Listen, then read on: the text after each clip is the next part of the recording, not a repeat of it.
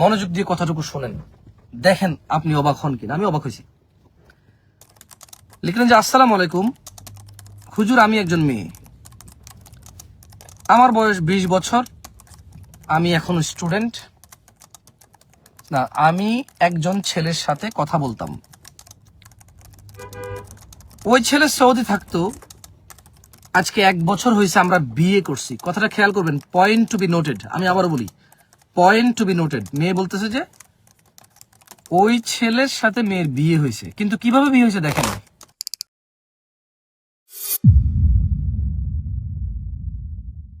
আসসালামু আলাইকুম রহমতুল্লাহি ওয়া বারাকাতুহু।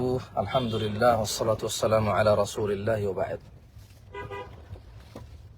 এই লাইভের টাইটেল দিতে গিয়ে কতবার যে লিখলাম, কতবার যে কাটলাম, অগণিতবার লিখলাম আর কাটলাম টাইটেল। আমার বুঝে আসতেছিল না যে আমি কি দিব টাইটেল। এমন সিরিয়াস একটা কোয়েশ্চেন আসছে আমার কাছে। প্রশ্ন যিনি করেছেন তিনি প্রশ্নটা লিখেছেন, আমি একটু আপনাদেরকে দেখাই প্রশ্নটা কেমন। আপনারাই পড়েন, নাম্বারটা না দেখাই, প্রশ্নটা একটু পড়েন। এরপর আমি বলতেছি যে আমার কাছে আমি কেন ভাষা হারাই ফেলছি রিপ্লাইয়ের। একটু দাঁড়ান তো, কাঁপায়েন না, দাঁড়ান, সুন্দর করে দাঁড়ান। আরে প্রশ্ন রে, সরি, যেটা বলতেছিলাম সেটা হলো, প্রশ্নটা আমাকে বাকরুদ্ধ করেছে। প্রশ্ন হচ্ছে, এক ভদ্র মহিলা, 20 বছর বয়স। কথাটা মনোযোগ দিয়ে শুনবেন, যারা আপনারা আছেন প্রায় 460 জন, একটু মনোযোগ দিয়ে শুনবেন এবং শেয়ার করবেন। আমার মনে হয় বাংলাদেশে বহু ঘরে বহু মেয়ে এই প্রবলেমে আছে এবং বহু ছেলে নিজেকে সাধু মনে করতেছে আর বহু মেয়ে নিজেকে ভালো মনে করতেছে, অথচ তাদের অবস্থা এমন। যারা আছেন মনোযোগ দিয়ে শুনবেন, কেমন। উল্টাপাল্টা কোনো প্রশ্ন করবেন না, লাইভের মধ্যে কোনো প্রশ্ন করবেন না, মনোযোগ দিয়ে কথাটুকু শোনেন, দেখেন আপনি অবাক হন কিনা। আমি অবাক হয়েছি। লিখলেন যে আসসালামু আলাইকুম হুজুর, আমি একজন মেয়ে, আমার বয়স 20 বছর, আমি এখন স্টুডেন্ট। না, আমি একজন ছেলের সাথে কথা বলতাম, ওই ছেলে সৌদি থাকতো, আজকে 1 বছর হয়েছে আমরা বিয়ে করছি। কথাটা খেয়াল করবেন, পয়েন্ট টু বি নোটেড। আমি আবারও বলি, পয়েন্ট টু বি নোটেড। মেয়ে বলতেছে যে ওই ছেলের সাথে মেয়ের বিয়ে হয়েছে, কিন্তু কিভাবে বিয়ে হয়েছে দেখেন। বলে যে কিন্তু বিয়েতে কোনো সাক্ষী ছিল না। 1 নাম্বার পয়েন্ট, বিয়েতে কোনো সাক্ষী ছিল না। 2, কাজীও ছিল না। 2 number point to be noted. 3, উনি শুধু ওই ছেলে যে সৌদিতে থাকতো, সে শুধু কাবা শরীফে গিয়ে ওই ছেলে কাবায়, বাইতুল্লাহ, আল্লাহর ঘরে গিয়ে 2 রাকাত নামাজ পড়ে আল্লাহকে সাক্ষী করে বিয়ে করছে। চিন্তা করছেন? 20 বছরের মেয়ে ইসলামে বিয়ের পদ্ধতি জানে না।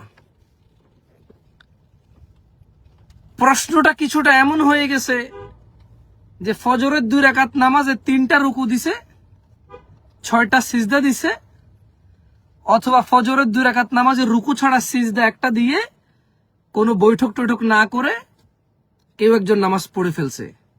আপনার কাছে যতটা অবাক লাগবে এই প্রশ্ন, আমার কাছে ততটা অবাক লাগছে। 20 বছরের যুবতী মেয়ে বলছে যে সৌদি এক ছেলের সাথে কথা বলতো, ওই ছেলে বিয়ে করছে কিভাবে? বাইতুল্লাহ, আল্লাহর ঘরে গিয়ে 2 রাকাত নামাজ পড়ে আল্লাহকে সাক্ষী রেখে যা করছে এটাকে নাকি বিয়ে বলে। আমি টাইটেল দিতে চাইছিলাম বহুবার যে বাইতুল্লাহকে সাক্ষী রেখে জিনা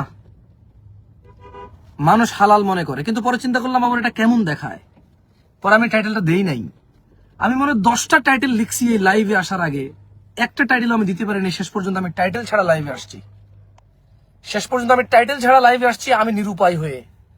মেয়ে 3টা পয়েন্ট। 1, বলছে যে কোনো সাক্ষী ছিল না, তার মানে মেয়ে মনে করছে যে কোনো মানুষ যদি থাকে সাক্ষী তাহলে হয়ে যাবে বিয়ে, কিন্তু সাক্ষী হইতে হয় মেয়ের বাবা।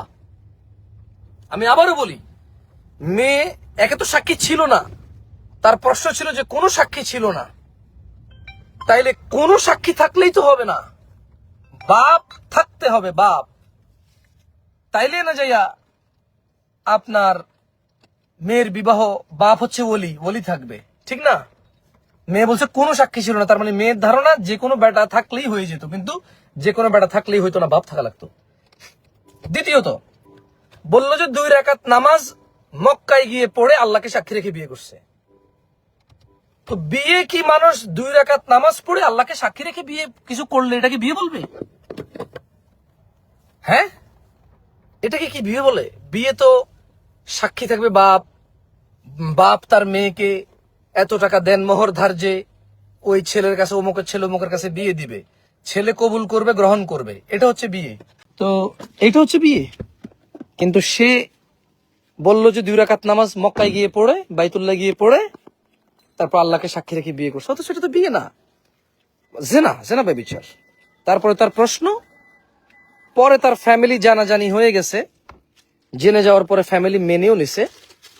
এখন প্রশ্ন, ফ্যামিলি জানার পরে ফ্যামিলি মেনে নিছে, দেখবেন ফ্যামিলি জানার পরে ফ্যামিলি মেনে নিছে, এখন কি তারা জেনার মধ্যে আছে নাকি তাদের বিয়েটা হয়েছে? তার মানে সে নিজে অকপটে স্বীকার করলো যে বাইতুল্লাহ গিয়ে 2 রাকাত নামাজ পড়ে আল্লাহকে সাক্ষী রেখে তার তথাকথিত ধার্মিক হাজব্যান্ড তার সাথে জেনার সম্পর্ক স্থাপন করে, সেটা আমি বলি নাই। সে নিজে বলতেছে যে পরে তার ফ্যামিলি জেনে গেছে, জেনে যাওয়ার পরে মেনে নিছে। তো এখন কি তাদের বিয়েটা হয়েছে যেহেতু ফ্যামিলি মেনে নিছে, নাকি তারা জেনার মধ্যে আছে? একজন মানুষ যখন জেনা ব্যভিচারে লিপ্ত হয় কতটা জঘন্য হয়ে যায় মানুষ। আল্লাহর ঘর বাইতুল্লাহ যেখানে গিয়ে মানুষ সমস্ত গুনাহ সাফ করে আসে, সেই বাইতুল্লাহকে ব্যবহার করে জেনার ব্যবস্থা করে মানুষ। ছোট ভাই এবং বোন আমার, তোমরা যারা বিবাহের পূর্বে সম্পর্কে আছো, বিরত হও। তোমাদের ভাই আমি পরামর্শ দিচ্ছি, বিরত হও। অথবা তোমাকে এই জেনা ব্যভিচার, এই বিবাহ বহির্ভূত সম্পর্ক যেটাকে তুমি প্রেম বলো, তোমাকে এমন জায়গায় নিয়ে ছাড়বে, তুমি মৃত্যু তো দূরের কথা, তুমি জীবিত থাকা অবস্থায় তুমি আফসোসে একটা সময় যদি কখনো তোমার হৃদয় আল্লাহর ভয় আসে, আলহামদুলিল্লাহ, তাইলে তুমি সেদিন বুঝবা যে তুমি কত বড় ভুলের মধ্যে ছিলা। দেখছো ওই ছেলে শুধু এই মেয়েকে পাওয়ার জন্য আল্লাহর ঘর বাইতুল্লাহকে ব্যবহার করলো, বাইতুল্লাহ গিয়ে 2 রাকাত নামাজকে ব্যবহার করলো। সে মহাপ্রতাপশালী, মহাপ্রজ্ঞাময়, পরাক্রমশালী রব্বুল আরশেল আযীম মানুষের প্রতিপালককে পর্যন্ত সে ব্যবহার করলো তার জেনা করার জন্য। সো তোমরা যারা বিবাহ পূর্বে বহির্ভূত সম্পর্কে আছো, বিবাহ, তোমরা এটাকে সিনেমা নাটক, তোমাদেরকে এটাকে প্রেম বলছে, তোমরা এটাকে প্রেম বলো। আমরা এখন এমন এক জঘন্য জীবনে আছি যে জীবনে তুমি মায়ের পেটে বাচ্চাকে হত্যা করলে ডাক্তারি ভাষায় অ্যাবর্শন বলে ফেললে আর হত্যা মনে হয় না। এমন এক পৃথিবীতে আছি, এমন এক বর্তমান সময় পার করতেছি যা লজ্জাস্কর এবং যা জঘন্যতম এক সময় যাচ্ছে, যেখানে মায়ের পেটে মায়ের গর্ভে বাচ্চা হত্যা করে অ্যাবর্শন বলে, যেখানে বিবাহের পূর্বে ছেলে ও মেয়ে কথা বলা জেনাকে প্রেম এবং ভালোবাসা বলে। এমন এক বর্বর সময় পার করতেছি। জাহিলি যুগে এমন ছিল কিনা জানি না। জাহিলি যুগে মায়ের গর্ভে বাচ্চা হত্যা করতো না, কন্যা সন্তান হয়ে গেলে মেরে ফেলতো জীবিত হওয়ার পর, এবং তারা মনে করতো এটা হত্যা। কিন্তু আজকে মায়ের গর্ভে বাচ্চা হত্যা করে অ্যাবর্শনের নামে চালিয়ে দিচ্ছ তোমরা। বিরত হও ভাই আমার, বিরত হও। আর ইসলামে বিবাহর পদ্ধতি একটাই, মেয়ের বাবা মেয়েকে কোনো ছেলের কাছে বিয়ে দিবে। বাপ নাই, চাচা নাই, দাদা নাই, ভাই, এভাবে নিকটবর্তী একজন থাকতে আরেকজন চলবে না, প্রথম জন থাকতে দ্বিতীয় জন চলবে না। একটাই বিয়ের পদ্ধতি, আর কোনো বিয়ের পদ্ধতি নাই। গোপনে যে পুরুষ বিয়ে করতে চায় তার কাছে বিয়ে বসবা না, তার সাথে আত্মীয়তা করবা না। যে পুরুষ বলে যে আমি এখন বিয়ে করবো, জানাবো না, পরে জানাবো, খবরদার, তার সাথে আত্মীয়তা করার দরকার নাই।